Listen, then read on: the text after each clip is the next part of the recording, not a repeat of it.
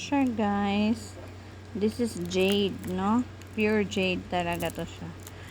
Hindi siya dumaan sa mga chemicals, nilinis lang siya sa sobrang niya, kinis, no? And not sharp. This is also the same pero rose quartz.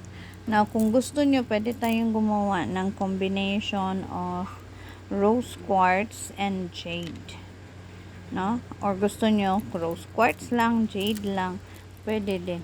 Okay? Sasadyain natin talaga siyang gawin para sa inyo. So, this one,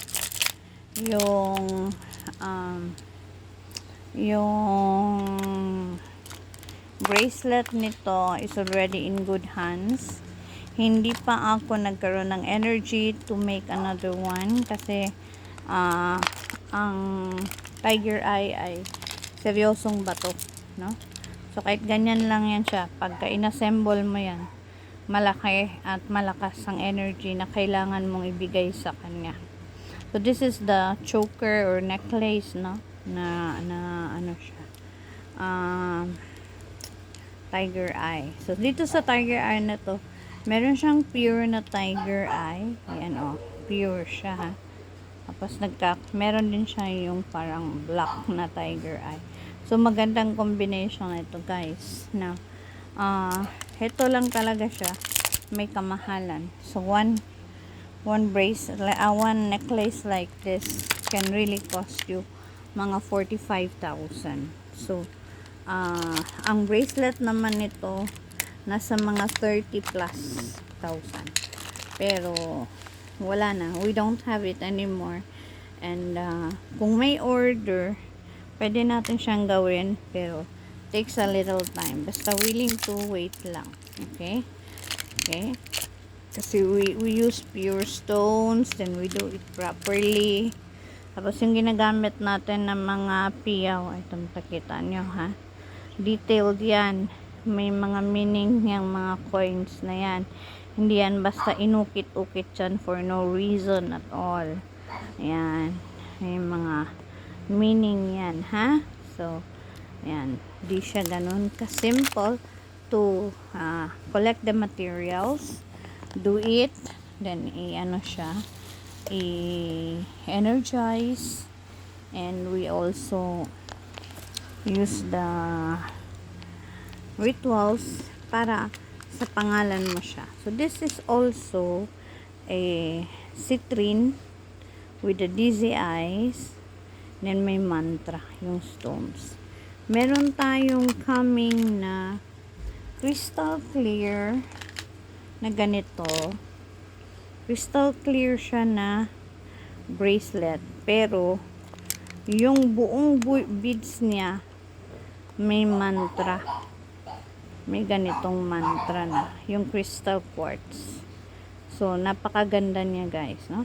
This is also nice kasi you have the crystal quartz, then you have the crystal quartz na meron siyang mantra, and this is like the for good health, no? Ayan, puro siya naka-detailed talaga, no? Makikita mo yung details niya in full detailed na pagkagawa, ha?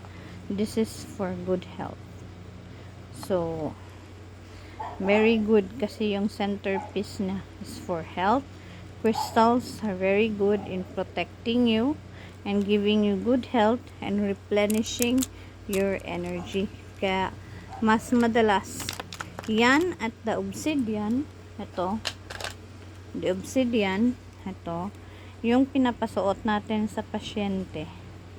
Yan. Or, the crystal na ganito.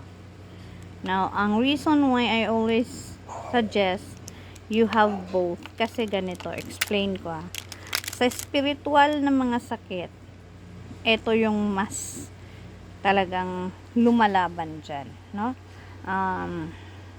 Sa kaka-cleansing ko siya ng salt, kasi akin to, guys, ha? So, puti-puti na siya, but what you will get is talagang walang ganyan, ha? So, malinis siya. Okay. Now, this is more of the spiritual protection. Now, eto naman, is more for the physical and material world. Okay? So, hope mo naiintindihan. Ito yung parang nagpapapasok ng swerte, ng good energy. Ito siya naman ay lumalaban or binablock niya na pumasok yung negative energy sa'yo.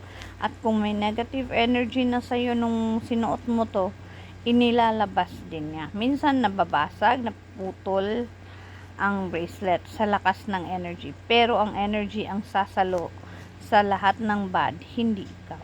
So this is mostly worn sa right side, no? Especially guys, sa right side. So, ito naman sa left side. Kaya maganda siyang combination. Okay? Now, if you want to wear it in the same arm, dapat nasa left side siya, silang dalawa. Huwag nyo silang pagsamahin sa right side. Okay? So, yun. Okay. So, kung may nagustuhan kayo, let me know.